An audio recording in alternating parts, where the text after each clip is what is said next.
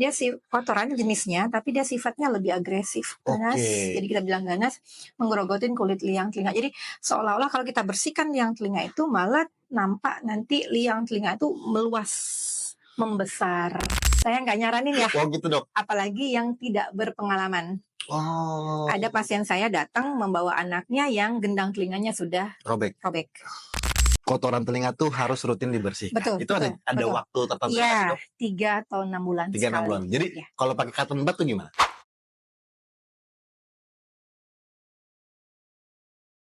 Assalamualaikum warahmatullahi wabarakatuh, warga Lubuk Linggau. Kembali lagi bersama saya Ilham Pradipta di program Pot Klinik.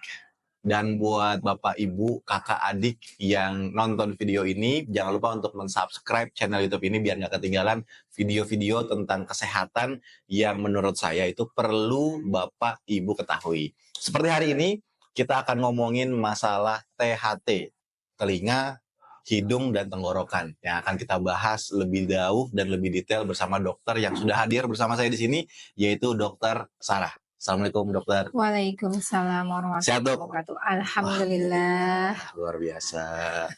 Gimana dok dunia per-THT-an saat ini dok di Lubuk Linggau? Banyak sekali ya kasus-kasus yang sebelumnya saya belum jumpai, kita jumpai di Lubuk Linggau ini. Oke. Atau ada kasus yang jarang saya jumpai dulu di Sumatera Selatan, terutama di Palembang, tapi saya jumpai juga di Lubuk Linggau. Oh, I see. Nah, berupa apa dok penyakit-penyakit yang baru dokter jumpai nih di Lubuk Linggau ini? Penyakit yang baru saya jumpai ya, contohnya infeksi liang telinga pada anak yang jenisnya seperti kotoran telinga tapi sifatnya ganas. Oh, Itu jarang sekali saya jumpai dulu di Palembang, hampir belum pernah, tapi di Lubuk Linggau ini sering sekali saya jumpai. di Palembang jarang atau Jarang. hampir nggak ada? Kalau untuk anak-anak saya belum pernah ketemu ya. Kalau di Palembang sering saya jumpai kasus itu di orang dewasa. Tapi malah di Lubuk Linggau ini infeksi, kalau kalau bahasa kedokteran cholesteatum externa, Cholesteatum, ya. nama familiar di masyarakat apa? Jadi dia kotoran telinga tapi yang menyebabkan infeksi di telinga gitu. Kotoran tapi bisa menyebabkan infeksi. Jadi kotoran ada 2 jenis ya, ada yang sifatnya normal seperti biasa, ada yang sifatnya ganas. Ganas secara sifatnya ya, bukan ganas secara klinisnya, enggak, sifatnya aja. Jadi dia menggerogotin kulit liang telinga. Oh, dia bisa menyerang dok? Betul. Berarti itulah yang terkadang menyebabkan infeksi pada telinga. Nyeri yang berlebihan. Dibandingkan kalau kotoran biasa kan tidak menimbulkan nyeri ya. Iya. Kalau yang ini dia kita sebut dengan cholesteatoma, dia kotoran jenisnya tapi dia sifatnya lebih agresif, ganas. Jadi kita bilang ganas, menggerogotin kulit liang telinga. Jadi seolah-olah kalau kita bersihkan liang telinga itu malah nampak nanti liang telinga itu meluas, membesar. Akibat dari invasi cholesteatoma tadi. Nah, di Palembang saya belum pernah ketemu ya. Yang untuk anak-anak ya. Tapi kalau di Lubuk Linggau saya malah sering jumpai. Sering jumpai anak-anak. Usia berapa dok? Betul, sekitar usia SD ya. Oh, SD. Sebentar dok, ini sampai 12 tahun. artinya kan dokter di Palembang tidak menjumpai, ya, di Linggau di Palembang dijumpai tapi jarang. Usia dewasa. Usia dewasa. Iya, usia dewasa. Ini kalau di Linggau usia anak-anak. Usia anak-anak, oke. Tapi itu penyakitnya di Indonesia nggak cuma di umum artinya ya, tapi ternyata di Lubuk Linggau untuk anak-anak tuh lebih banyak. Iya, saya nggak tahu apa penyebab pastinya kenapa di Lubuk Linggau, atau memang karena di Palembang memang si pasien tidak dibawa ke rumah sakit umum pusat. Saya kan kerja di rumah sakit umum pusat di Palembang dulu, pendidikan di sana, atau memang nggak ada kasusnya. Atau memang nggak dibawa ke sana seperti jadi kayak diobatin di rumah aja, jadi kasusnya tidak terdengar, bisa jadi seperti itu ya. Tapi atau cukup ditangani sama dokter umum di klinik atau di rumah sakit yang tipe C atau B. Oke, ini penyebabnya sampai sekarang belum diketahui dok. Kalau secara normal klinis, teori idiopatik. Idiopatik itu apa artinya? Idiopatik itu tidak diketahui. Berbagai macam teori yang dikembangkan ya, tapi hanya sekedar teori saja. Salah satu yang cukup terkenal teorinya? Teorinya jadi gini, jadi ada invasi kotoran telinga yang lama. Jadi kotoran telinga itu menetap, nggak dibersihkan. Oke, nah lama-lama dia akan berkembang menjadi kolesteatom atau ada penyempitan liang telinga. Membesar jadinya. Misal pada anak-anak yang anatomi liang telinganya nggak normal. Ya, jadi liang telinga yang normal misalnya ukurannya besarnya kurang lebih 2,5 cm, ada yang ukuran lebih kecil 1 cm misal. Jadi menyebabkan kotoran telinga itu menumpuk di bagian dalam, sulit untuk dibersihkan. Sebentar dok, saya sebenarnya masih mau mencoba mencerna nih. Kotoran itu memiliki bakteri atau kuman atau apa? Yang menyerang itu apa dok? Enggak, jadi kayak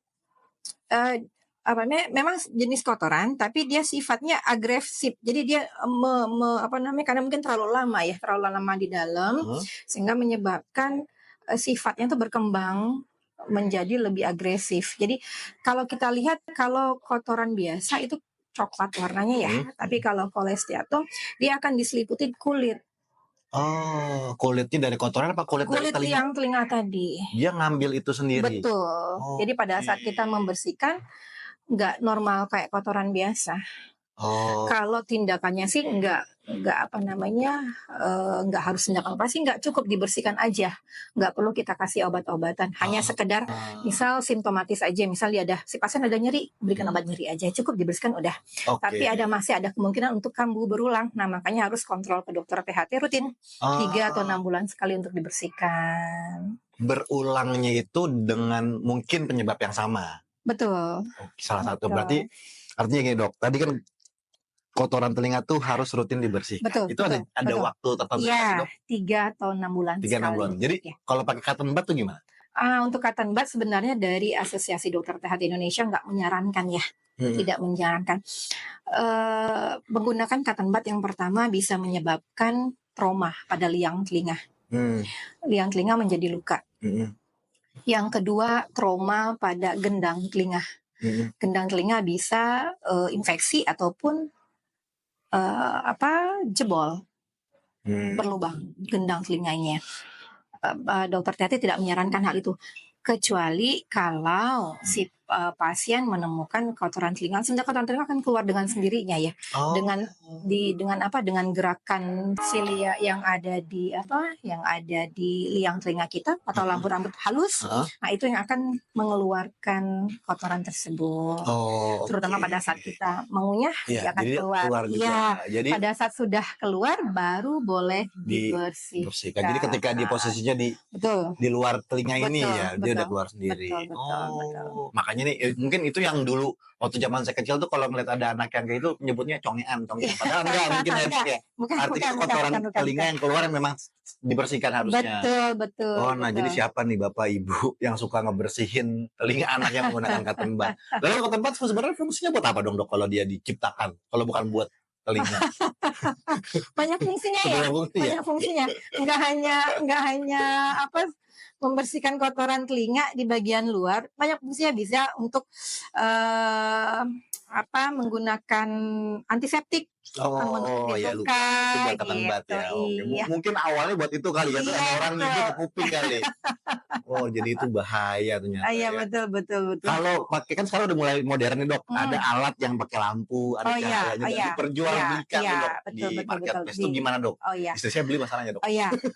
Saya nggak nyaranin ya. Gitu dok. Apalagi yang tidak berpengalaman. Ada pasien saya datang membawa anaknya yang gendang telinganya sudah robek. Itu bisa dibenerin nggak sih dok kalau gendang telinga robek? Sebenarnya gini, tubuh kita ini ada sistem tersendiri ya.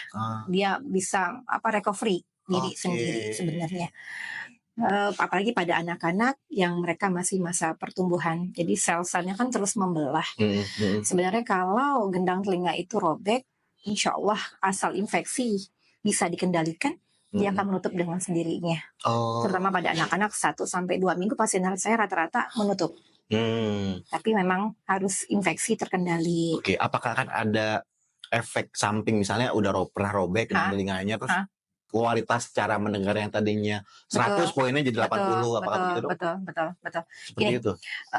sistem pendengaran kita ini ada 2. Yang pertama Ah, organ pendengaran, yang kedua saraf pendengaran. oke. Ya, salah satu organ pendengaran adalah gendang telinga. Oke. Oke, gendang telinga itu berfungsi untuk menangkap suara yang masuk dari luar. Nah, akan diteruskan ke bagian organ-organ telinga bagian dalam. Nah, kalau gendang telinga tersebut robek, artinya gendang telinga tersebut nggak berfungsi untuk menghantarkan suara yang masuk ke dalam. Karena gendang telinga itu jika masuk suara, dia akan bergetar. Seperti Itu yang akan menerima meneruskan, suara. iya, akan meneruskan ke dalam organ-organ dalam yang di dalamnya. Kalau gendang itu robek, artinya getaran itu akan berkurang. Oke. Akhirnya pendengaran yang pasien tersebut akan berkurang Berkurangnya. sampai gendang tersebut menutup kembali. Oh tapi bisa. Bisa. Oh untuk anak-anak tapi. Dewasa juga ada. Oh dewasa juga ada pernah kejadian Ada seperti itu. banyak. Oke. Kalau infeksinya kurang dari 2 minggu atau kejadiannya kurang dari 2 minggu, insya Allah bisa menutup kembali. Nah kembali ke penyakit tadi dok, apa Iya. namanya Kolesteatoma. kolesteatoma ya. Iya. Nama saya harus nyari, pengen tahu juga nama Iya. nama istilah Boleh. masyarakat itu apa sih? Boleh. Belum tahu. Nah itu gejalanya apa dok? Kalau misalnya ada anak usia apa namanya 10 tahun ke bawah mungkin ya? Yang pertama anak tersebut akan mengeluh nyeri. Nyeri dulu ya? Nyeri pada telinga, tapi biasanya nggak disertai demam. Oh, berapa lama biasanya dok? Atau berkesinambungan nyerinya nggak sembuh-sembuh? Iya, biasanya berkali-kali mengeluhkan nyeri pada orang tuanya. Yang kedua, telinga tertutup. Oh, nggak bisa dengar sama sekali. Pendengarannya terganggu. Karena ditutupi sama kotoran tadi. Betul. Mengeras. Betul. Oh, Kolesteatoma. oke. Agak ini juga ya. Iya. Soalnya anak-anak kan. Iya. Iya. Terus tapi nggak semua anak. Itu nyerinya itu hilang timbul apa nyeri terus panjang dok? Hilang timbul ya sepertinya hilang timbul. Jadi ada pasien yang mengeluh nyeri, datang nyeri dok. Udah berapa hari saya bilang? Udah 2 atau 3 hari. Berulang seperti itu ya, berulang. Setelah saya lihat, ini kolesteatoma, cukup dibersihkan aja sebenarnya. Nggak perlu obat-obatan antibiotik, nggak perlu. Tinggal anti nyeri aja. Iya betul, anti nyeri aja dibersihkan. Jadi gejalanya itu hanya di nyeri aja dok? Atau ada gejala nyeri lain? Dan telinga tertutup. 2 itu ya? Tertutup tuh berarti kita secara fisik ngelihat itu ketutup? Enggak, dia ngerasa, si pasien ngerasa. Si pasien tapi sebenarnya kebuka, cuman enggak, kotoran itu kan memang nutupin. Nutupin, akhirnya si pasien merasa telinganya tertutup dan nyeri. Tapi tetap harus dilihat ya, diperiksa ya. Ada beberapa pasien juga keluhannya nyeri, tertutup, ternyata infeksi liang telinganya atau bahkan gendang telinganya yang infeksi. Jadi tetap harus diperiksa lebih lanjut. Nah, jadwal dokter di sini, kalau boleh tahu dok, biar yang nonton biar tahu nih jadwal dokter ada di RSARD Linggaunya tiap hari apa aja dan jam berapa aja. Saya hari Senin sampai Sabtu. Sampai pagi, tiap hari ya? Ya, pagi sampai siang jam 2 dan Senin sampai Jumat sore. Start mulai jam 5 sore. Nah, diapalin tuh ayah bunda ya, buat mungkin anaknya mengalami penyakit yang sama. Segera ke nomor yang ada di bawah, atur jadwal buat konsultasi ketemu sama dokter Sarah. Ya, terus juga selain itu dok, pengobatannya hanya cukup dibersihkan? Ya. Atau ada pemeriksaan lebih lanjut pakai apa yang? Kalau kita pastikan pakai kamera, udah kita pastikan kita temukan kolesteatoma eksterna, cukup dibersihkan saja. Dan diberikan obat-obat simptomatis seperti anti nyeri. Kalau memang si anak ada ngerasa nyeri. Tapi rata-rata memang nyeri. Setelah dibersihkan, insya Allah rasa nyeri itu akan hilang dengan sendirinya. Jadi itu bukan penyakit yang mematikan ya? Bukan, artinya bukan. Biasa, cuma mengganggu. Betul. Apalagi buat anak-anak mau belajar. Orang tua juga mungkin ngelihat anaknya nangis-nangisan di rumah. Ya. Itu kan cukup mengganggu aktivitas kan.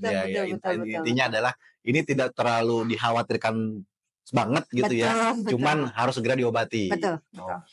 Nah luar biasa nih dokter.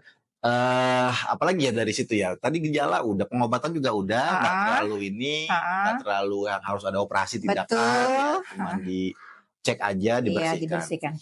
Paling terakhir dok, gimana tips buat menjaga kesehatan telinga untuk anak? Buat orang tua nih dok yang mengalami hal kayak tadi dok. Sebenarnya nggak sulit ya. nggak sulit untuk menjaga kebersihan telinga.